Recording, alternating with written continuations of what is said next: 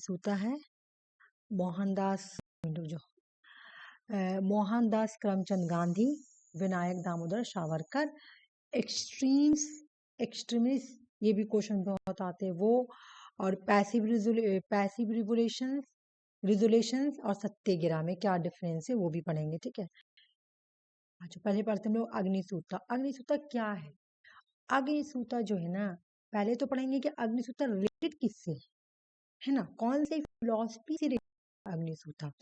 तो अग्निसूत्र जो है ना, अग्निसूत्र जो है ये किससे रिलेटेड है? बुद्धिस्ट फिलॉसफी,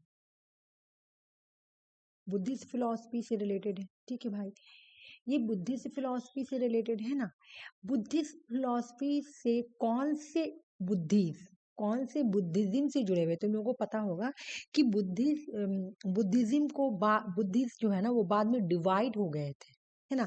तो ये कौन से बुद्धिज्म से बिलोंग करते, कौन से बुद्धिस्ट फिलॉसफी से बिलोंग करते हैं, है ना। तो ये थेरावेदा बुद्धिज्म से बिलोंग करते हैं, थेरावेदा बुद्धिज्म यहाँ पे लिखा हुआ है ना। कौन से बुद्धिज्म से जुड़े हुए? थेरावेदा। तो अग्निसूत्र का लैंग्वेज क्या है, कौन से लैंग्वेज में लिखा गया? तो पाली लैंग्वेज में, क्योंकि बुद्धिज्म भी पाली लैंग्वेज में ही लिखा गया है। ये है क्या? अग्निसूत्र जो है ना ये 27 है ना, 20 सूता का दीघा निकाय है, 27 है ना, 27 सूता इन द दीघी निकाय है, ठीक है।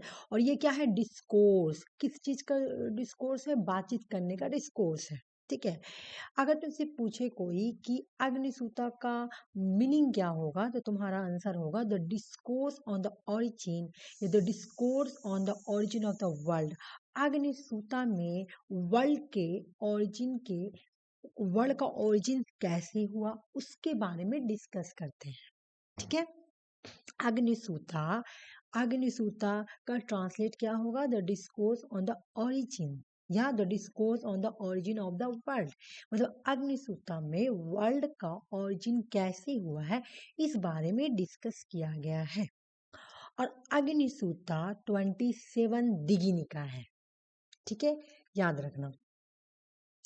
कौन से लैंग्वेज में लिखा गया है? तो पाली लैंग्वेज में लिखा गया है। कौन सा बुद्धिज्म से जुड़ा हुआ है? तो थेरावेदा बुद्धिज्म से जुड़ा हुआ है। तो ये क्या है भाई? तो बुद्धा, मान लो कि ये बुद्धा है, बुद्धा अपने दो, है ना, बुद्धा अपने दो डिसिपल स्टूडेंट के साथ, है ना, एक का नाम था भारद्वाज और एक का नाम था वैश्यपिता। एक का नाम था भारद्वाज और एक का नाम था वैश्यपिता। और ये दोनों जो थे ना, ये दोनों ब्राह्मण थे। क्या थे? ब्राह्मण। बुद्धा इन दोनों ब्राह्मण के साथ डिस्कोर्स करते हैं, मतलब बातचीत करते हैं, ठीक है। ये जो दोनों ब्राह्मण है ना, एक का नाम है भारद्वाज और एक का नाम है वैश्यपिता। ये एमपीपीएससी की क्वेश्चन है, ठीक है। एमपीपीएससी में क्वेश्चन आया था कि जो दो ब्राह्मण है उसका नाम क्या है, भारद्वाज या वैश्यपिता। और फिर जो रॉन्ग ऑप्शन था वो भी दिया हुआ था, ठीक है। हम लोगों को तो जो सही ऑप्शन उसके बारे में पढ़ना है कि बुद्धा जो दो ब्राह्मण के साथ डिस्कस करता है ना अग्निसूत्र में, एक का नाम था भारद्वाज और एक का नाम था वैश्यपिता। ये जो भारद्वाज और वैश्यपिता है ना, ये दोनों ब्राह्मण जो है ना अपनी फैमिली को छोड़कर आए थे मॉक बनने के लिए। अगर तुमसे क्वेश्चन पूछे कि ये दोनों ब्राह्मण क्यों आए थे, है ना, तो भाई ये लोग को मॉक बनना था, है ना, मॉक्स, ठीक है, मॉक्स यानी संघ, है ना, बुद्धिज्म धर्म को अपनाना था, ठीक है। हो गया यहाँ तक का स्टोरी, समझ में आ रहा? उसके बाद नेक्स्ट आ जाओ।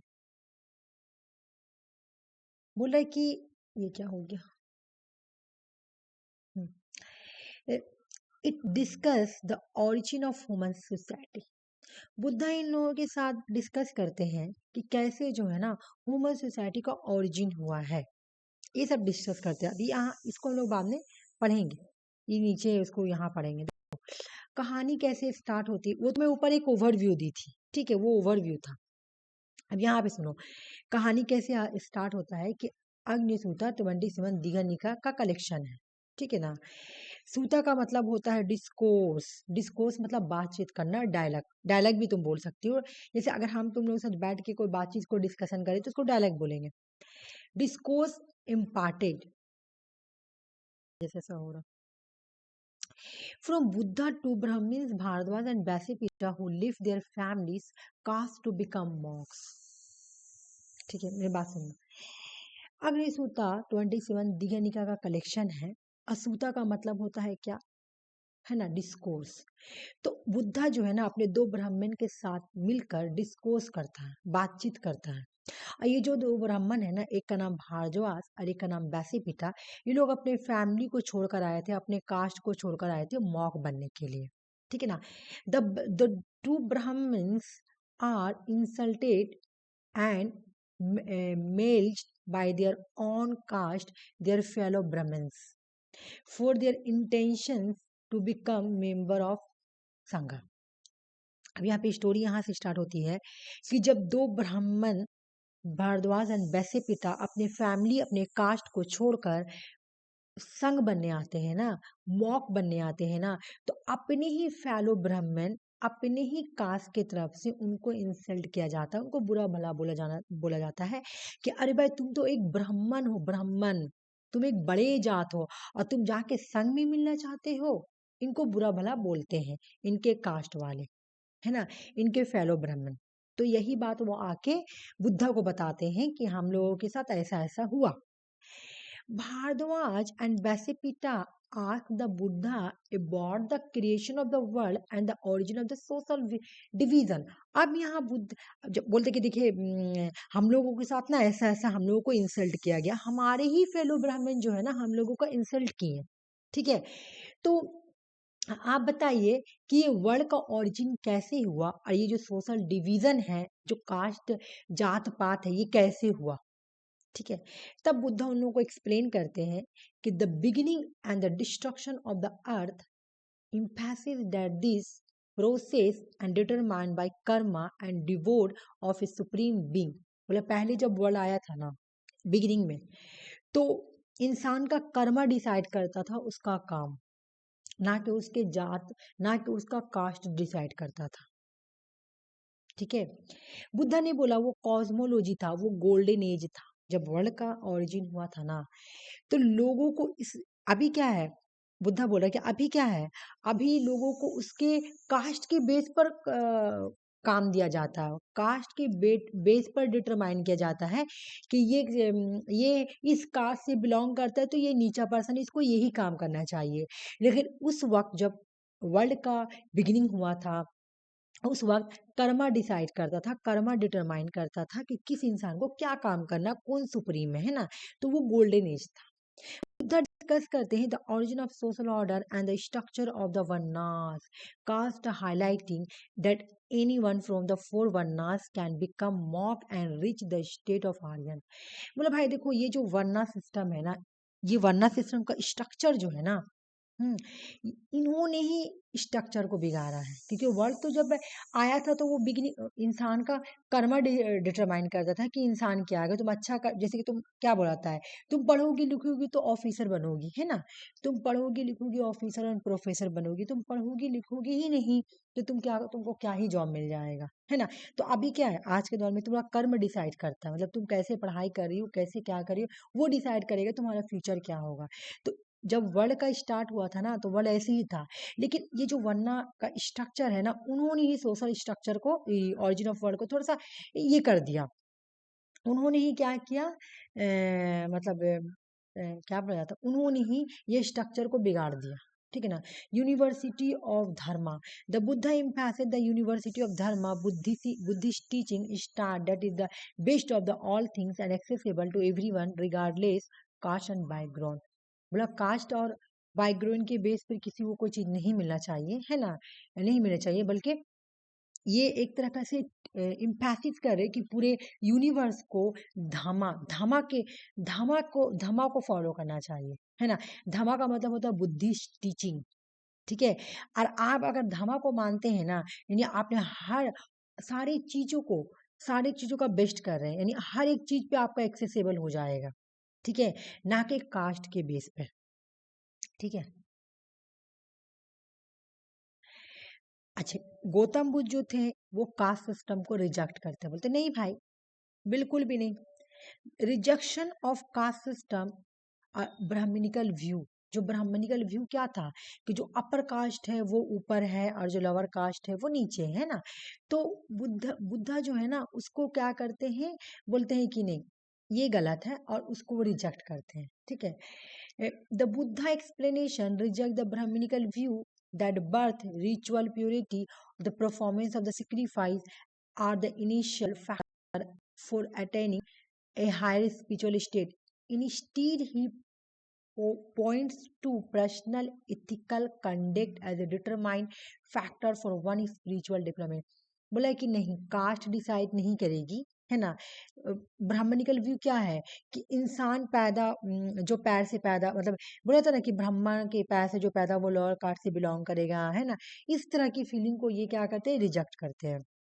ठीक है, और द एंड कैसे होता है, जब भारद्वाज और बेसिपिटा ये लोग बुद्धस बन जाते हैं ना, बुद्ध धर्म को अपना लेते हैं। ट्रांसफॉर्मेशन ऑफ बुद्ध एंड ये भारद्वाज एंड बेसिपिटा। At the end of the discourse का एंड कैसे होता है, जब भारद्वाज और बेसिपिटा having a listening to the Buddha explanation are deeply moved, है ना। वो बुद्धा का एक्सप्लेनेशन को समझते हैं और उसी की तरफ मूव हो जाते हैं, है ना, कि हमको अब संघ बनना ही है।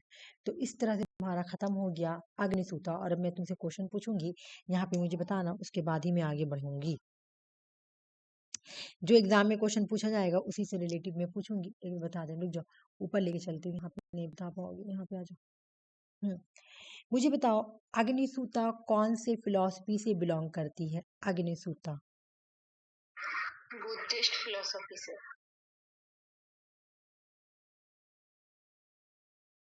ये बुद्धिस्ट फिलॉसफी से बिलोंग करती है।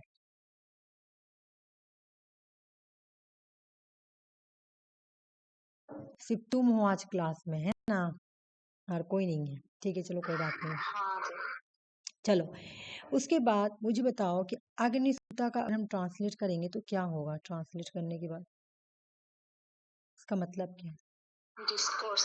द डिस्कोर्स ऑफ अग्नि का मतलब खाली नहीं समझी मैं क्या बोली कि द अग्निसूता का पूरा ट्रांसलेट होगा the discourse on the origin. The discourse, ये पूरा ट्रांसलेट है।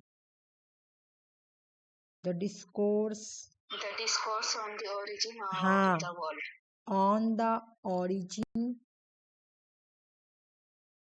ऑफ द वर्ल्ड ना, यहाँ पे लिख दी। अब मुझे नेक्स्ट बताओ, मैं लिख नहीं पा रही हूँ, पता नहीं क्यों, रुको तो। अब हो जाएगा, अब ठीक है, उल्टा हो गया था। चलो मुझे बताओ, ये जो अग्निसूता है ये कितना ही गणिका है? 27 सूता दिघनिका है ना। 27 सूता दिघनिकाय है। और मुझे बताओ ये कौन सा लैंग्वेज में लिखी गई है, मुझे ये बताओ। पाली लैंग्वेज में। मुझे बताओ जो दो ब्राह्मण्स हैं उनका नाम बताओ। भारद्वाज एंड वशिष्ठ। भारद्वाज एंड वैशपिट, है ना।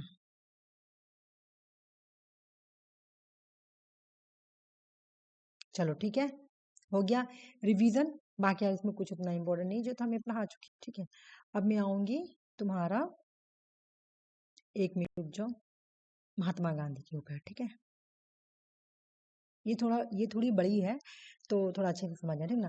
मोहनदास करमचंद गांधी, है ना, हम लोग क्या बोलते हैं, गांधी जी बोलते हैं, लेकिन इनका पूरा नाम अगर तुम देखोगी तो मोहनदास करमचंद गांधी है। इनका बर्थ कब हुआ था?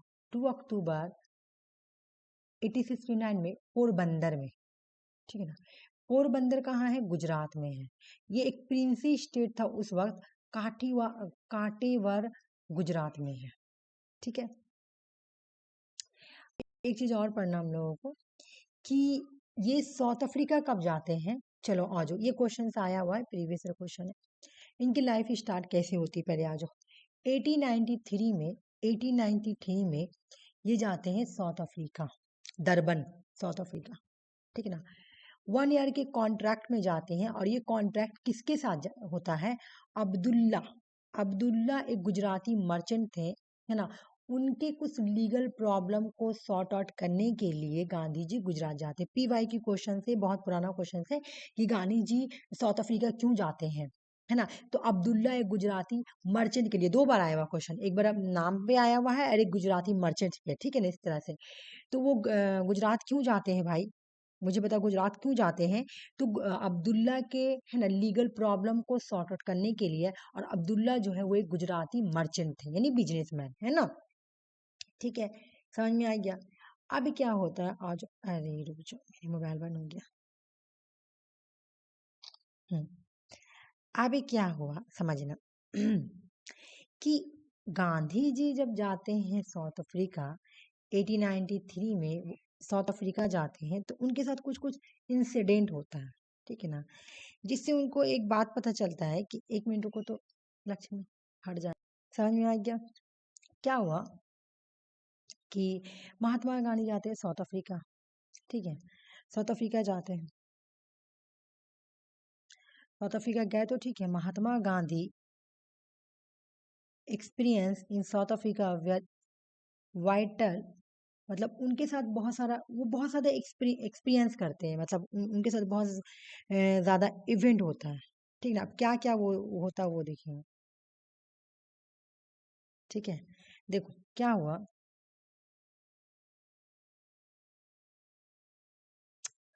अच्छा रहा है। द इंसिडेंट एट पेटर का, हाँ, पेटर मारिटबर्ग स्टेशन है, पीटर मारिटबर्ग स्टेशन है, वहां पर उनके साथ एक इंसिडेंट होता है, where he was a thrown off a train for being in first class compartment despite holding a valid ticket. मेरी बात सुनो, क्या हुआ कि ये ना फर्स्ट क्लास बॉगी में बैठ के थे, ठीक है ना, मतलब पता नहीं तुमको अभी भी चलता है first class, second class, third class, है ना, तो उस टाइम में भी था। तो ये जब साउथ अफ्रीका के पैटर मेरिटबर्ग स्टेशन में जब वो पहुंचते हैं, तो वहां पर क्या किया जाता है, इनको ट्रेन से उठाकर फेंक दिया जाता है। क्यों फेंका जाता है भाई, तो वो फर्स्ट क्लास कंपार्टमेंट में बैठे हुए थे, इनके पास वैलिड टिकट भी था, फर्स्ट क्लास बॉगी का टिकट था, है ना, इनके पास तो फर्स्ट क्लास बॉगी का टिकट था। तो फिर क्यों इनको फेंका गया, was a crucial turning point in his life, ये बात इनके लाइफ का एक टर्निंग पॉइंट था, ठीक है। Upon arriving in Johannesburg, he continue a face discrimination। अच्छा, डिस्क्राइमिनेशन इनके साथ यहीं पर खत्म नहीं हुआ, ये डिस्क्राइमिनेशन कंटिन्यू तब तक रही जब तक ये फिर जोशनबर्ग गए, तो वहां पर भी इनके साथ डिस्क्राइमिनेशन हुआ, including being refuse the room the hotel. जब ये होटल में रूम लेने गए, इनको मना कर दिया गया, भाई हम आपको होटल में रूम नहीं देंगे, ठीक ना। This experiences made Gandhi realise the perceived nature of racial injustice, and he decided to stay in South Africa to fight for the right of the Indian community। अब मेरा बात समझो, सबसे पहली बात, साउथ अफ्रीका में वो जाते हैं तो उनके साथ स्टेशन में क्या किया जाता है, उनको उनको पीटर मैरिटबर्ग स्टेशन पे उठाकर फेंक दिया जाता है, ठीक है, फेंक दिया जाता है। क्यों, क्योंकि वो एक ब्लैक थे, मतलब उनका जो स्किन था ना वो गोरा चमड़ा के साथ मैच नहीं खा रहा था, वो लोग समझ गए थे कि ये लोग ये नहीं है, क्या बोलते, अंग्रेज नहीं है ना, ब्रिटिश नहीं है, ठीक है, इसलिए फेंक दिया गया कि ये तो काले हैं, है ना, ये इंडियन है या फिर साउथ अफ्रीकन है, जो भी बोल के उनको फेंक दिया गया, ठीक है। फिर जब वो होटल में रूम भी लेने जाते तो उनको नहीं मिलता, क्योंकि तुम काले हो, तुम गोरे नहीं हो, ये बोल के इनके साथ इनको रूम भी नहीं दिया जाता। तब ये जाके डिसाइड करते, मतलब रैसिकल ही डिस्क्राइमिनेशन होता है, काला ही बोलकर उनको फेंक दिया जाता है स्टेशन से, और काला ही बोलकर इनको होटल में रूम भी नहीं दिया जाता है, ठीक है। तो अब ये डिसाइड करते हैं कि अब मुझे साउथ अफ्रीका में ही रुकना है, और साउथ अफ्रीका में इंडियन कम्युनिटी के राइट के लिए मुझे लड़ाई करना है। तो भाई तुमको इसको ये रटना है कि 1894 में इन्होंने स्टैब्लिश किया नेशनल इंडियन कांग्रेस। याद करो क्या क्या इन्होंने एक्शन लिया साउथ अफ्रीका में, वो पढ़ो। 1894 में इन्होंने नेशनल इंडियन कांग्रेस को स्टैब्लिश किया, पहला ये याद करो। दूसरा याद करो कि साउथ अफ्रीका में ही इन्होंने डेवलप किया सत्याग्रह 1906 में, ठीक है। फिर फोनिक्स सेटलमेंट 1904 में स्टार्ट किया और टॉलेस्टियो फॉर्म 1910 में स्टार्ट किया। ये रट लो, रटने वाली चीज है, ठीक है ना। यहीं पर इन्होंने, यहाँ पर ही, ठीक है, यहाँ पर ही इन्होंने क्या किया, एक न्यूज़पेपर लिखा जिसका नाम था इंडियन ओपिनियन, है ना। और ये 1903 की है, ये जोहन्सबर्ग में लिखी गई थी। तो यहाँ पे इन्होंने 4 काम किया। पहले 1894 में इन्होंने नेशनल इंडियन कांग्रेस को स्टैब्लिश किया। सत्याग्रह 1906 में स्टार्ट किया। तो अगर क्वेश्चन आता है कि साउथ अफ्रीका में इन्होंने सत्याग्रह कब स्टार्ट किया, तो 1906 में। फोनिक सेटलमेंट इन्होंने कब स्टार्ट किया, तो है ना 1904 में। और 1910 में इन्होंने टॉलेस्टियो फॉर्म को स्टार्ट किया। 1903 में इन्होंने एक न्यूज़पेपर लिखा जिसका नाम था Indian opinion. Eventually through the several phase of negotiations, बोला बहुत सारा, इन सबों के थ्रू बहुत सारा ऐसा फेस आया जहाँ पे नेगोशिएशन किया गया, बातचीत किया गया। An agreement were reached by which the government agreed to accept major demand of the Indian and promised to treat issue of the immigration in the lenient manner। बोला कि बहुत सारा ऐसा मोमेंट आया, इवेंट आया जहाँ पर गांधी जी के साथ क्या किया गया, नेगोशिएट किया गया कि चलिए भाई हम आपके प्रॉमिस को मान, आपका जो भी डिमांड है ना उसको मानते हैं। मेजर मेजर डिमांड को माना गया, ठीक है ना। मेजर मेजर डिमांड को माना गया, ठीक है। ये क्रोनोलॉजिकल ऑर्डर आता है जो कि हम लोगों को अभी याद करना है। अच्छा मुझे बताओ, पहले उन्होंने साउथ अफ्रीका में क्या किया, एक नंबर बताओ क्या किया उन्होंने, इंडिया, बोलो, साउथ अफ्रीका में उन्होंने क्या क्या, हाँ क्या क्या क्या क्या उन्होंने, इंडियन कांग्रेस की स्टेब्लिश किया। हाँ नाइटल, है ना, नाइटल, को स्टेब्लिश किया हाँ 906। हाँ नाइटल इंडियन कांग्रेस स्टार्ट किया कब भाई, 1894 में, जाने के बाद ही। उसके बाद सत्याग्रह स्टार्ट किया, सत्याग्रह स्टार्ट किया, कब स्टार्ट किया सत्याग्रह, 1906 में। उसके बाद इन्होंने फोनिक सेटलमेंट, हाँ 1906 फोनिक सेटलमेंट और टॉलेस्टियो सेटलमेंट, टॉलेस्टियो फॉर्म फोनिक इन्होंने, हाँ सेटलमेंट फोनिक 904 सेटलमेंट 1904 और टॉलेस्टियो जो फॉर्म है ये 1910 सॉरी 910 की, ठीक है। ये हो गया, यहाँ तक स्टोरी खत्म। साउथ अफ्रीका का कहानी में पढ़ा चुकी की, फिर नेगोशिएशन हुआ, बातचीत हुआ, बहुत सारा प्रॉब्लम का सोल्यूशन निकला, बहुत सारा डिमांड उन्होंने माना भी, ठीक है। अब गांधी जी ने बहुत सारे आश्रम को स्टार्ट किया था, वो हम लोग को पढ़ना है। सबसे पहली बार फोनिक सेटलमेंट साउथ अफ्रीका में स्टार्ट करते हैं 1904 में। उसके बाद टॉलेस्टो फॉर्म जो है वो साउथ अफ्रीका में ही 1910 में स्टार्ट करते हैं। उसके बाद गांधी जी 1915 में इंडिया आ जाते हैं। जब वो 1915 में इंडिया आते हैं ना, अभी एग्जाम में क्वेश्चन ऐसे भी आई कि इंडिया में उन्होंने फर्स्ट आश्रम कहाँ पे स्टार्ट किया, तो भाई जो इंडिया में पहला आश्रम स्टार्ट किया उसका नाम है कोचरब आश्रम, अहमदाबाद 1915 में। और इसी आश्रम का नाम बाद में चेंज हो जाता है, ठीक है। कोचरब क्वेश्चन ऐसे आएगा, ठीक है, याद रखना कि महात्मा गांधी ने फर्स्ट आश्रम इंडिया में कौन सा स्टार्ट किया था, तो कोचरब आश्रम। और इसी आश्रम का फिर नाम बाद में चेंज हो जाता है साबरमती आश्रम, ठीक है ना, साबरमती, एक मिनट जो साबरमती, हाँ साबरमती आश्रम, साबरमती आश्रम अहमदाबाद 1917 में। उसके बाद वर्धा आश्रम 1936 में सेवाग्राम में, ठीक है। चलो यहाँ पे हम पहले याद करेंगे, पहला इनका क्या है, फोनिक सेटलमेंट 1904 में, ये साउथ अफ्रीका में। फिर टॉलेस्टियो फॉर्म साउथ अफ्रीका में 1910 में। इंडिया में पहला सत्याग्रह इन्होंने कौन सा स्टार्ट किया है, तो भाई वो है कोचरब आश्रम। उसके बाद इन्होंने सब सबर सब सब रुक जाओ साबरमती नहीं नहीं एक मिनट मैं भूल लूंगी, नहीं थोड़ा कंफ्यूजन हो रहा है इसलिए मैं भूल, साबरमती, सब रुक जाओ, साबरमती आश्रम स्टार्ट करते हैं अहमदाबाद में 1917 में, ठीक है। आप बोलो, ठीक है, बोलो लक्ष्मी, बोलो साबरमती आश्रम, साबरमती आश्रम, हाँ। वार्धा आश्रम सेवाग्राम में 1936 में, ठीक है, हो गया। ये दो स्टोरी हम लोग इनके लाइफ के बारे में पढ़े। अब यहाँ से पढ़ेंगे कि जब वो आते हैं गांधी जी इंडिया में, तो सबसे पहले कौन सा काम करते हैं, कब आते हैं, ये भी पूछते हैं कि इंडिया में वो कब आते हैं। साउथ अफ्रीका से वो रिटर्न कब आते हैं, इंडिया रिटर्न कब आते हैं? 1915 में। आने के बाद वे इंडियन नेशनल कांग्रेस को ज्वाइन कर लेते हैं और गोपाल कृष्ण गोखले उनके गुरुदेव है ना। गांधी जी का गुरुदेव कौन? गोपाल कृष्ण गोखले। ठीक है। 1917 में इन्होंने साबरमती आश्रम को अहमदाबाद में स्टार्ट करते हैं। ठीक है। 1917 में ही इन्होंने चंपारण सत्याग्रह स्टार्ट किया था। क्यों? कि राजकुमार शुक्ला ने इनको बुलाया था चंपारण में, बिहार में, कि गांधी जी आए, है ना। आइए, इनका फर्स्ट सिविल डिसओबीडिएंट मूवमेंट बोला जाता है। बोला जाता है, क्वेश्चन ऐसे आता है कि चंपारण सत्याग्रह कब स्टार्ट हुआ? 1917 में। पहला question, first civil disobedient movement Gandhi ji का कौन है? चंपारण सत्याग्रह। ठीक है ना। अच्छा, गांधी जी को किसने बुलाया था चंपारण सत्याग्रह स्टार्ट करने के लिए? तो राजकुमार शुक्ला ने। ठीक ना। प्रॉब्लम क्या थी? प्रॉब्लम थी इंडिगो प्लांटर की प्रॉब्लम, मतलब कि इंडिगो की प्लांट जो ऐसी होती थी ना कि जिस जमीन पे हुआ करती थी ना, वो बंजर हो जाती थी। ठीक है ना। अब बंजर हो जाने के बाद यहाँ पे फिर कोई चीज भी तुम्हारा, हाँ, हाँ, उसके बाद पता है तुम्हारा कोई चीज नहीं होगी, वो जमीन बंजर हो गई और उतना पैसा भी नहीं देती थी, तो इस वजह से यहाँ पे चंपारण सत्याग्रह स्टार्ट हुआ था। ठीक है। उसके बाद नेक्स्ट है अहमदाबाद स्ट्राइक 1917 में।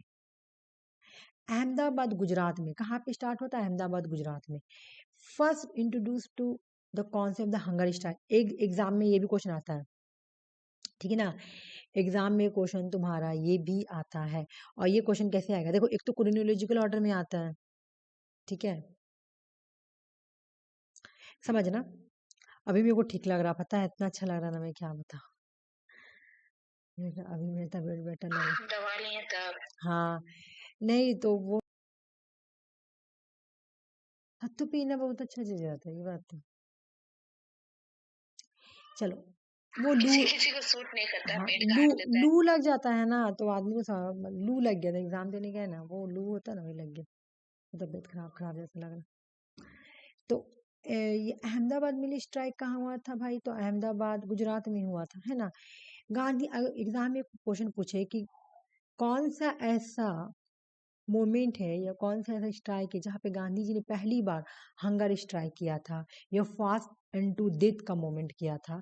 तो वही तुम्हारा अहमदाबाद मिली स्ट्राइक। पहली बार इन्होंने ये कॉन्सेप्ट यहाँ ही यूज किया था, हंगर स्ट्राइक या fast and to death, Ahmedabad mill strike में भी, है ना, मिल ऑनर पे प्रेशर डालने के लिए। ठीक है। उसके बाद है लक्ष्मी, तुम देखना खेड़ा मोमेंट आया। ये 1917 सॉरी 1918 की है। अच्छा, दोनों 1918 की है, लेकिन पहले ये वाले आई है ना, 1918 अहमदाबाद मिली स्ट्राइक। उसके बाद खेड़ा मूवमेंट। खेड़ा मूवमेंट क्या था कि Gandhi ji organize the movement to support peasant of Kheda district Gujarat. ये भी गुजरात की है खेड़ा जी, ये अहमदाबाद की है और ये गुजरात की है, और एक बिहार की चंपारण की थी, है ना। The people of the Kheda was unable to pay the high tax levied by the British due to the crop failure and the plague epidemic. क्या हुआ कि खेड़ा में ना एक तो एपिडेमिक आया था। एपिडेमिक मतलब प्लेग, एक बीमारी हुआ करती थी, वो आया हुआ था। क्रॉप्स का फेल हो गया था, है ना, मतलब उतना अच्छा खेती हुआ नहीं था, और उसके बाद ये लोग हाई टैक्स मांग रहे थे ब्रिटिश। तो इसके अगेंस्ट फाइट करने के लिए गांधी जी यहाँ पे आके खेड़ा सत्याग्रह स्टार्ट करते हैं। 1919 में देख लो भाई, 18 के बाद 1919 में young India weekly newspaper start करते हैं, है ना, करते हैं। ये जो 1919 से लेके 1931 तक का पब्लिश होते रहता है। नवा जीवन, एक नया लाइफ, ये भी इनका वीकली न्यूज़पेपर है जो गांधी जी लिखते हैं गुजराती में, है ना। ये भी 1919 से 1931 में अहमदाबाद में लिखते हैं। उसके बाद Gandhi ji none cooperation movement start करते हैं, और ये नन कॉपरेशन मूवमेंट 1920 से लेके 1922 तक चलती है, फिर इंडियन फ्रीडम स्ट्रगल के लिए। क्या हुआ कि ये जो नन कॉपरेशन मूवमेंट है, ये स्टार्ट होने की वजह क्या थी, रीजन क्या थी? नन कॉपरेशन मूवमेंट क्यों आया था? क्योंकि रॉल्ट एक्ट 1919 में हुआ था और जलियाना वाला बाग मैसेकर 1919 में हुआ था। यहाँ पे मैं तुम लोग को एक चीज और पढ़ाऊंगी, क्वेश्चंस के थ्रू वो करवा दूंगी, छूट गई है ना। withdrawal of the non-cooperation movement. Despite its initial success, the non-cooperation movement was called by the Gandhi February 1922 after the चोरी चारा इंसिडेंट। मेरी बात क्या हुआ? एक एक्ट आई थी जिसको ब्लैक कानून बोलते हैं, रॉल्ट रॉल्ट एक्ट का दूसरा नाम है ब्लैक कानून। ठीक है ना, ब्लैक लॉ, ठीक है, ये आई। तो इसके लिए तुम्हारा ये ब्लैक एक्ट के अगेंस्ट जलियांवाला बाग में है ना एक जलसा हो रहा था, और इस जलसे में जनरल डायर जो है वो क्या करते हैं, लोगों पे गोली चला देते हैं, है ना। तो इसी के लिए इन्होंने क्या किया, नॉन कॉपरेशन मूवमेंट को स्टार्ट किया, ठीक है ना। लेकिन क्या होता है कि गोरखपुर में है ना पुलिस चौकी पे आग लगा दिया जाता है ना, जिसको हम लोग चोरी चारा इंसिडेंट बोलते हैं। तो ये चोरी चारा इंसिडेंट होने की वजह से, ये चोरी चारा इंसिडेंट कब हुई थी, 1922 में। इस चोरी चारा इंसिडेंट की वजह से गांधी जी बोलते हैं कि अब हमको नॉन कॉपरेशन मूवमेंट वापस लेना पड़ेगा। तो सबसे पहले 1919 में तुम्हारा रॉयल्ट एक्ट आया, उसके बाद तुम्हारा जलियाना वाला बाग हुआ, मैसकर 1919 में। उसके बाद तुम्हारा 1920 से लेकर 1922 तक नॉन कॉपरेशन मूवमेंट हुआ। उसके बाद 1922 में 1922 में ही चोरी चौरा इंसिडेंट हुआ, ठीक है। लोगों ने क्या किया था, पुलिस चौकी को आग लगा दिया था। गांधी जी बोलते थे, मैं हमेशा से बोल रहा हूँ कि हम लोगों को वायलेंस यूज नहीं करना है, हम लोगों को अपने बात को मनवाना है तो बिल्कुल पीसफुल तरीके से, वायलेंस नॉन वायलेंस के तरीके से, ना कि वायलेंस कर कर, है ना। फिर उसके बाद नवजीवन ट्रस्ट 1929 में स्टार्ट करते हैं अहमदाबाद इंडिया में। अब इधर आ जाओ, फिर 1930 में ये स्टार्ट करते हैं दांडी मार्च, है ना। सिविल डिसओबीडिएंट मूवमेंट भी स्टार्ट करते हैं और दांडी मार्च भी स्टार्ट करते हैं, ठीक है। ये याद करो, ठीक है, स्टार्ट करो क्या क्या इन्होंने स्टार्ट किया। उसके बाद इन्होंने साइमन कमीशन, है ना, यहाँ पे देखो ये मूवमेंट क्या था, जो बोला कि ये 1930s में इन्होंने सिविल डिसओबीडिएंट मूवमेंट या दांडी मार्च स्टार्ट किया, क्यों किया। एक तो साइमन साइमन कमीशन आया था 1927 1928 तक का, ठीक है ना। Boycott due to the Indian representation, क्योंकि साइमन कमीशन में इंडियन रिप्रेजेंटेशन को रखा नहीं गया था, इसीलिए लोग बोलते हैं साइमन गो बैक, साइमन जैसे आए हो वैसे वापस चले जाओ। दूसरा सिविल डिसओबीडिएंट मूवमेंट आने का ये था कि पूर्ण स्वराज, भी प्रीवियस क्वेश्चन है कि पूर्ण स्वराज कब हुआ था, 1927 में। मतलब कंप्लीट इंडिपेंडेंट चाहिए, ये जवाहरलाल नेहरू जो है लाहौर सेशन में बोलते हैं पूर्ण स्वराज। एग्जाम में आता है कि पूर्ण स्वराज कब बोला गया था, ठीक है। उसके बाद लक्ष्मी, ठीक है, ये हो गया। उसके बाद स्टार्ट हुआ तुम्हारा दांडी मार्च। दांडी मार्च कब हुआ, 1931 में, और 1930 में ही तुम्हारा सिविल डिसोबीडिएंट मूवमेंट स्टार्ट हुआ। अब एक था इरविन, उन्होंने बोला कि गांधी जी के साथ उन्होंने गांधी इरविन पैक्ट साइन किया 1931 में। क्यों, कि आप ना राउंड टेबल कॉन्फ्रेंस, उस वक्त इंडिया में 1930 32 तक का राउंड टेबल कॉन्फ्रेंस हो रहा था। तो ब्रिटिशर चाह रहे थे कि गांधी जी भी राउंड टेबल कॉन्फ्रेंस में पार्टिसिपेट करें, तो इसलिए गांधी इरविन पैक्ट 19 में sign था, ठीक है। द मूवमेंट पॉज, क्यों, आप सिविल इरविन पैक्ट में बोला गया था कि आपने जो सिविल डिसओबीडिएंट मूवमेंट स्टार्ट किया है ना उसको बंद कर दे, ठीक है। Negotiation between Gandhi and Lord Irwin, Lord Irwin और गांधी जी के बीच में बातचीत होती है, ठीक है, चलिए भाई हम अपना जो सिविल डिसओबीडिएंट मूवमेंट स्टार्ट किया उसको बंद कर देते हैं, ठीक है। चलो आ जाओ, मुझे बताओ पहला सत्याग्रह कब स्टार्ट हुआ इंडिया, वो तो पहला सत्याग्रह इंडिया का 1917 में क्या था, चंपारण सत्याग्रह, ठीक है। 1918 में जो तुम्हारा सत्याग्रह स्टार्ट हुआ था, उसके बाद अहमदाबाद मिल स्ट्राइक,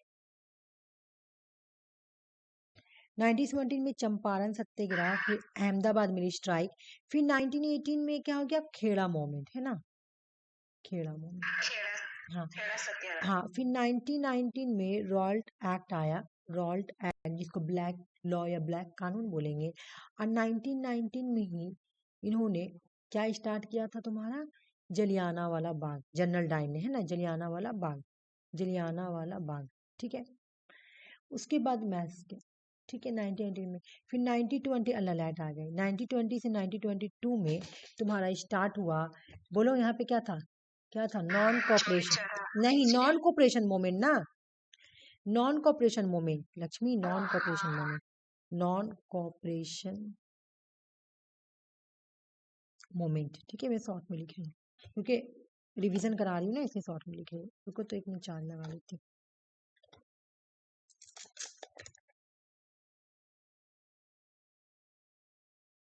शुक्र है कि लाइट आ गई भाई।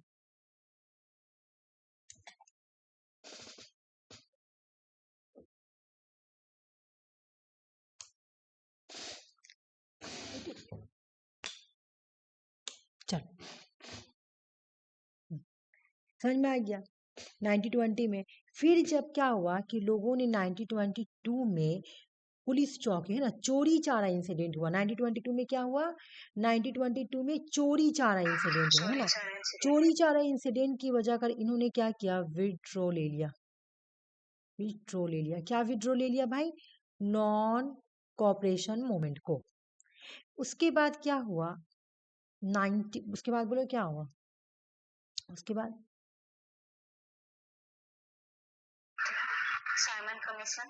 हाँ, अब उसके बाद नहीं, उसके बाद 1930 में इन्होंने स्टार्ट किया सिविल डिसओबीडेंट मूवमेंट, है ना। सिविल डिसओबीडेंट मूवमेंट जो था ना, सिविल डिसओबीडेंट मूवमेंट, ये आई क्यों थी? इसका वजह क्या था? अच्छा, सिविल डिसओबीडेंट के साथ एक आ रही थी डांडी मार्च। दोनों ही 1930s में था, ठीक है ना। कहाँ तक जाते हैं? सर्व सब सब क्या नाम है, सब साबरमती आश्रम तक जाते हैं डांडी मार्च में, है ना। क्यों आया था? क्योंकि सैमन कमीशन 1927 से 1928 में आई थी। अब बोला गया था सैमन गो बैक, क्योंकि सैमन कमीशन में कोई भी इंडियन रिप्रेजेंटेटिव नहीं थे, इसलिए बोला गया था सैमन गो बैक, ठीक है। 1930s में सिविल डिसओबीडेंट मूवमेंट होती है और डांडी मार्च होती है। किसकी वजह से? सैमन आया था, है ना, सैमन गो बैक बोलने के लिए। उसके बाद 1931 में क्या होता है? गांधी इरविन पैक्ट स्टार्ट होता है ना। और गांधी जी और लॉर्ड इरविन के बीच में बातचीत होती है। तो 1931 तक का स्टोरी खत्म हो गया, देख लो। 1931 तक का स्टोरी, 1917 से लेकर 1930 पूरा अच्छे से मैं पढ़ाई हूँ स्टार्टिंग से, कि पहले साउथ अफ्रीका में हुआ, फिर इंडिया में आश्रम स्टार्ट हुए, है ना। उसके बाद उन्होंने मूवमेंट कौन कौन से स्टार्ट किया, तो 1917 से लेकर 18 तक का, 17 से लेकर 31 तक का पूरा मैं स्टोरी बता दी हूँ, ठीक है। अब यहाँ से नेक्स्ट दूसरा स्टोरी होगा 1932 में। क्या होता है कि कॉमनियल अवार्ड स्टार्ट होता है। कॉमनियल अवार्ड देख लो, पहले कॉमनियल अवार्ड स्टार्ट होगा, इसको ब्रिटिश गवर्नमेंट ने इंट्रोड्यूस किया था, ये communal award, which propose separate electorate for various communities. बहुत सारे कम्युनिटीज थी जिसमें डिप्रेस क्लास इंक्लूड थी, उन लोगों को दिया जाएगा कॉमनियल अवार्ड। गांधी जी इसके अपोजिशन होते हैं, मतलब अपोज करते हैं। Gandhi oppose the idea of separate electorate, और खास करके डिप्रेस क्लास के लिए जो था वो, उनको डर था कि ये इस तरह से हिंदू सोसाइटी को डिवाइड कर देगी। गांधी जी को डर था, ठीक है ना। तो गांधी जी का fast, Gandhi ji begin fast into date, है ना।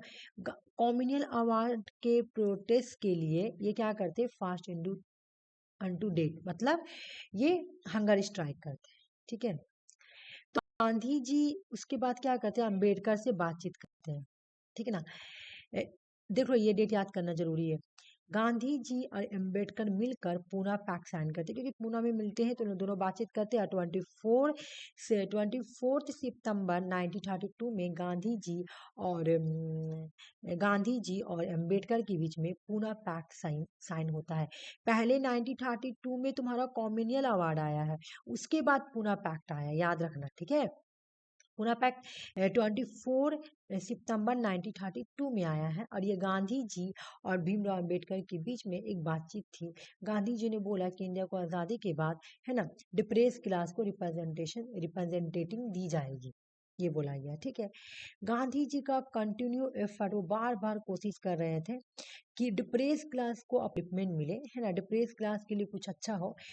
इन्होंने क्या किया? 1932 में ही हरिजन सेवा संघ को स्टार्ट किया। अब ये भी एग्जाम में आता है ना। अब 1934 का स्टोरी देखो। गांधी जी रिजाइन देते हैं Congress party membership, he did not agree with the party position on different issue. Gandhi ji return to active politics 1936 में। 1936 में with the Lucknow session of Congress where Jawaharlal Nehru was the president. 1934 में वो कांग्रेस का मेंबरशिप को रिजाइन कर देते। बहुत सारे डिफरेंट डिफरेंट इशू रहते हैं इसकी वजह से। उसके बाद 1936 में फिर वो पॉलिटिक्स में इंटर करते हैं और फिर कांग्रेस के सेशन को ज्वाइन करते हैं। है ना, जहाँ पे जवाहरलाल नेहरू क्या होते हैं, प्रेसिडेंट होते हैं। 1938 में गांधी जी एंड सुभाष चंद्र बोस का प्रिंस क्लस करते हैं दोनों का, मतलब गांधी जी चाह रहे थे किसी और को, त्रिपुरा सेशन था, गांधी जी चाह रहे थे कि कोई और प्रेसिडेंट बने, सुभाष चंद्र बोस चाह रहे थे कि वो बने, तो इस तरह दोनों के बीच में लड़ाई हुई 1988। उसके बाद 98 अगस्त 1942 में क्विट इंडिया मूवमेंट स्टार्ट होता है। ये मुंबई सेशन में हुआ था। ऑल इंडिया कांग्रेस कमेटी और Gandhi ji backed by the Congress leader like Jawaharlal Nehru, Sardar Patel है, इन लोगों से मिलकर लॉन्च करते हैं क्विट इंडिया मूवमेंट। और यहाँ पे बोला जाता है कि डू और डाई, करो या मत, ठीक है ना। गांधी जी इसको mark non violent civil disobedient movement बोलते हैं। और यहाँ पर ही वो ब्रिटिश से बोलते हैं कि आपको क्विकली इमीडिएटली इंडिया को छोड़ना होगा। गांधी जी बड़ी है, ठीक है। Satyagraha is the method of the securing right the through non violent action. मतलब सत्याग्रह क्या, सत्याग्रह एक ऐसा मेथड है जहाँ पे आप नॉन वायलेंस एक्शन से अपने राइट को सिक्योर कर सकते।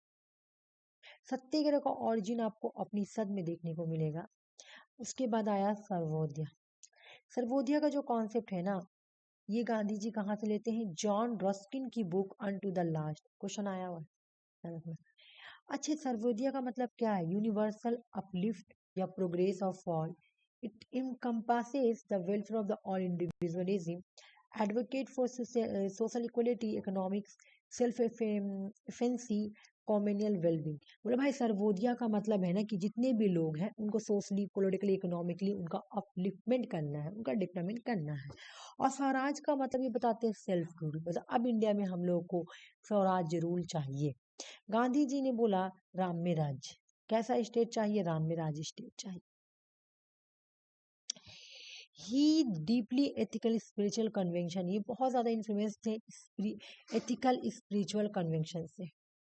His understanding of the economic condition of the people before, specially grass root, मतलब ये गांव के जो लोग थे ना, गांव के लोग, उनका जो कंडीशन था ना, इकोनॉमिक कंडीशन, उसके बारे में लोगों को बताते हैं कि वहाँ पे कितना खराब बुरा कंडीशन है। ये जॉन रस्किन की बुक अनटू द लास्ट, वहां पे देख लो भाई, वहां पे कौन था, ये जॉन रस्किन की बुक अनटू द लास्ट। अच्छा यहाँ पे तो वही है ना, एक और था, नहीं मिल रहा मुझे। चरखा symbolize the self-resilience, economic independence that were the central to the Swadeshi movement. Gandhi encouraged Indian to spin their own cloth यानी khadi to reduce the dependence on the British good। यहाँ पे गांधी जी बोलते हैं इंडियन को कि भाई सुनो मेरी बात, सेल्फ रेजिलेंस बन जाओ, इकोनॉमिक इंडिपेंडेंट बनो, खुद पे डिपेंड करो, स्वदेशी चीज यूज करो, है ना। स्वदेशी चीज यूज करोगे ना, अपना खुद का खादी कपड़ा बनाओ, और ब्रिटिश के सामान पे डिपेंड ना करो, छोड़ दो उसको। गांधी जी बिलीव करते हैं, है ना, बिलीव करते हैं कि पॉलिटिक्स और रिलीजन में बहुत क्वेश्चन आता है, दोनों में close relationship.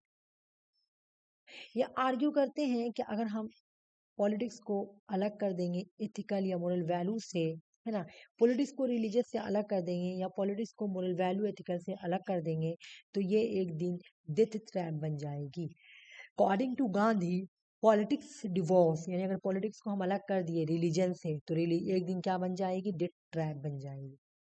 Gandhi ji believe करते हैं कि एंड एंड मीन्स दोनों ही जस्टिफाई है। मैं बताती हूँ कैसे। ऐसे मैकेविली बोलता है कि तुम्हारा मीन्स, तुम चाहे जो चीज यूज करो, मर्डर करना है मर्डर कर दो, मिसाइल फेंकना है मिसाइल फेंक दो, मिसाइल गिराना मिसाइल गिरा दो, ये तुम्हारा मीन्स।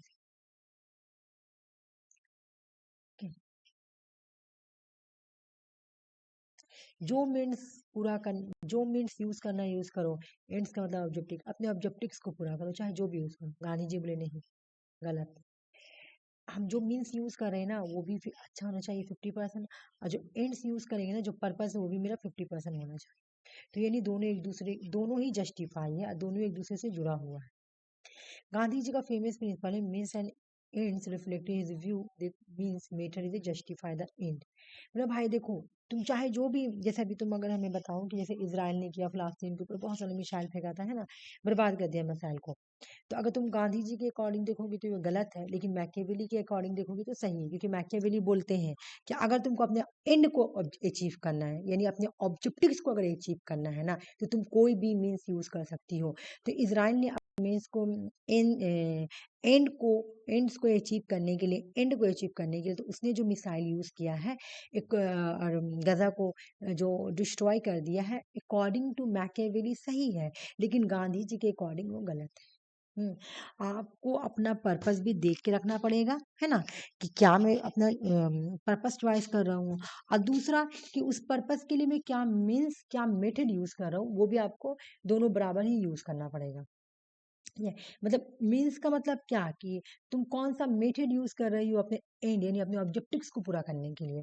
तो गांधी जी बोलेगा अगर तुमको कोई ऑब्जेक्टिव्स चूज करना है ना, तो तुमको दोनों को इक्वल रखना पड़ेगा। मतलब तुम अपने ऑब्जेक्टिव को अचीव करने के लिए तुमको मीन्स भी वही यूज करना है ना, 50% मतलब सही यूज करना है, और एंड्स भी दोनों ही जस्टिफाई होना चाहिए भाई। ऐसा नहीं कि तुम ऑब्जेक्टिव्स तो जस्टिफाई है, ठीक है, लेकिन मीन्स तुम क्या करो, न्यूक्लियर बम गिरा दो, ये तो गलत बात है। ये आर्ग्यू करते हैं कि must always align with the true सत्य।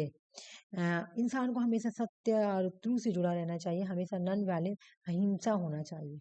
अगर इफ मीन्स आर रॉन्ग या इमोरल, तो even seemly good end to be, बोला कि अगर कोई इंसान गलत बन जाए, इमोरल बनाए, उससे अच्छा है कि उसका खात्मा अच्छे बनकर ही हो। ठीक है।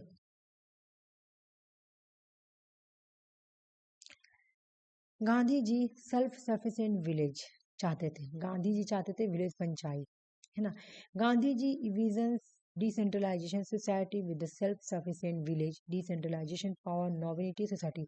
गांव के लोगों को भी पावर दिया जाएगा, गांव के लोगों को भी डिसेंट्रलाइज किया जाएगा, है ना, गांव को भी पावर दिया जाएगा, है ना।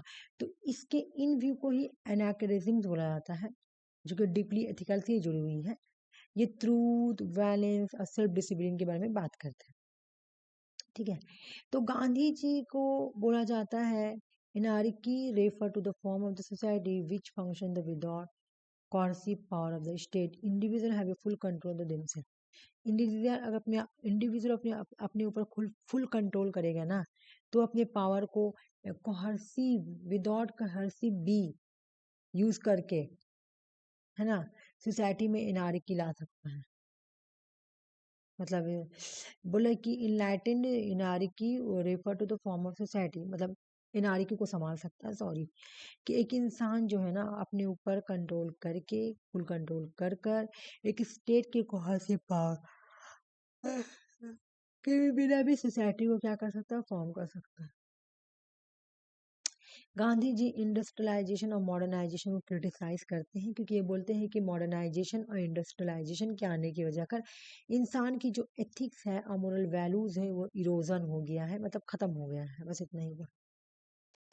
गांधी जी ट्रस्टीशिप को, Gandhi ji it is a social economic philosophy proponed by the Gandhi. Trusteeship किसने इंट्रोड्यूस किया, तो Gandhi ji. It provide a means by which wealthy people would be the trust of the trustee and look after the welfare of the people in general। बता रही हूँ, गांधी जी बोल रहे हैं कि जो ट्रस्टीशिप मॉडल है ना, इसमें इसकी एक आदमी है, ये ट्रस्टी है, क्योंकि इसको गॉड ने बहुत सारा पैसा दिया, दौलत दिया, शोहरत दिया।